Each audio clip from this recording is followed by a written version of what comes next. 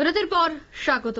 শামশেরগঞ্জ, ধুলিয়ান, মালদা এবং সুজাপুর সহ বহু জায়গায় বেআইনি অস্ত্র মজুত রাখা হয়েছে। শুক্রবার এই অভিযোগ করলেন মালদার ইংলিশ বাজারের বিধায়িকা শ্রীরূপা মিত্র চৌধুরী। তার অভিযোগ যে মুর্শিদাবাদের ঘটনা নতুন কিছু নয়, এর আগে অনেকবার এরকম ঘটনা ঘটেছে, মালদাতেও এরকম ঘটনা ঘটেছে। ইংরেজ বাজারের বিধায়িকার দাবি এগুলো তদন্ত করে দেখা উচিত। কোথা থেকে এই অস্ত্র এখানে আসছে, আর কারা টাকা দিচ্ছে, আর কেন আনা হচ্ছে, এ নিয়েই বিস্তারিত তদন্ত হওয়া দরকার। তিনি এদিন আরো অভিযোগ করেন এখানে সন্ত্রাসবাদীরা আশ্রয় নিয়েছে, ভালো তদন্ত করার প্রয়োজন। কি বলছেন শ্রীরূপা মিত্র চৌধুরী, শোনাচ্ছি। শামশেরগঞ্জ, ধুলিয়ান ইত্যাদি এই সমস্ত জায়গাতে প্রচুর অস্ত্র শস্ত্র লোকের কাছে আছে এবং সেগুলো কোথা থেকে আসছে, কেন আসছে, কোন টাকায় আসছে সেটা জানা অত্যন্ত জরুরি।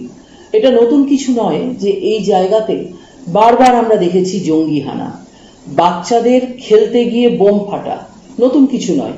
কালকে কালিয়াচকে 3টি বাচ্চা আহত, তার আগের দিন শামশেরগঞ্জে 3টি বাচ্চা আহত, তার আগে বহুবার গোপালগঞ্জে আমি গেছি এবং আমাদের গোলাপগঞ্জ এরিয়াতে দেখেছি, এদিকে মানিকচকের গোপালপুরে দেখেছি। বারবার এরকম ঘটনা যে বোম নিয়ে খেলতে গিয়ে বাচ্চারা আহত হয়েছে।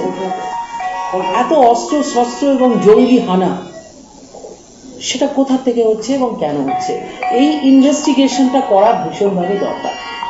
আমাদের এই শামশেরগঞ্জ, কালিয়াচক, সুজাপুর, গোলাপগঞ্জ এই সমস্ত জায়গাতে বহুবার আমরা এই ধরনের ঘটনা সম্মুখীন হয়েছি এবং আমি মনে করি যে এখানে প্রো টেরর গ্রুপস তারা সেফ শেল্টার নিয়ে রেখেছে এবং তাদের শেল্টার কোথায়, তারা কোনো হিডেন অবজেক্টের ভেতরে আছে কিনা সেগুলোকে ইনভেস্টিগেট করে বার করা খুব দরকার।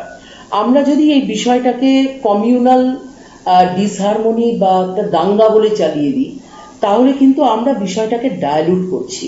আমার মনে হয় এটা হিন্দু মুসলমান রায়ট যেটাকে বলে, এটা সেই ফর্ম নয়। আমি আগেও ইন্ডিকেট করেছি যে এই যে ছোট ছোট বাচ্চা মাইনর, তাদেরকে দেখা যাচ্ছে বিভিন্ন জায়গায় ছোটাছুটি করছে এবং সিমিলার কাইন্ড অফ অপারেশন যেটা কিছুদিন আগে আমরা অন্য একটি দেশে এই ধরনের ইভেন্ট আমরা দেখেছি। আমার মনে হয়েছে there is a trend module যারা কাজ করছে এবং এই ট্রেনিংটা একদিনের ট্রেনিং নয়।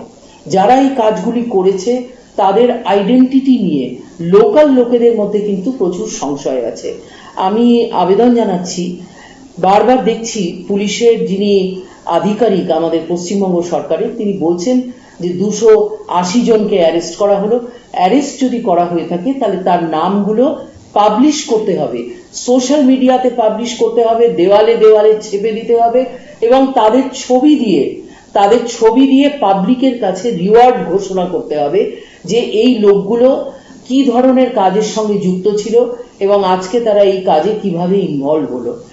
যে অপারেশনটা আমরা দেখলাম যেটা মোথাবাড়িতে হলো, ঠিক একটা মানে একই রকমের চিত্র আমরা দেখলাম শামশেরগঞ্জে হলো। আপনারা শুনলেন বিধায়িকা শ্রীরূপার বক্তব্য। অস্ত্র রয়েছে অনেক জায়গায়, এই দাবি তিনি করেছেন, এই বিস্ফোরক দাবি তার। সমরেশগঞ্জ, অন্যদিকে ধুলিয়ান, আরো বেশ কয়েকটি জায়গার কথা কিন্তু তিনি উল্লেখ করলেন। নিয়ে নিয়েছে ছোট্ট একটি বিজ্ঞাপন বিরতি, সঙ্গে থাকুন।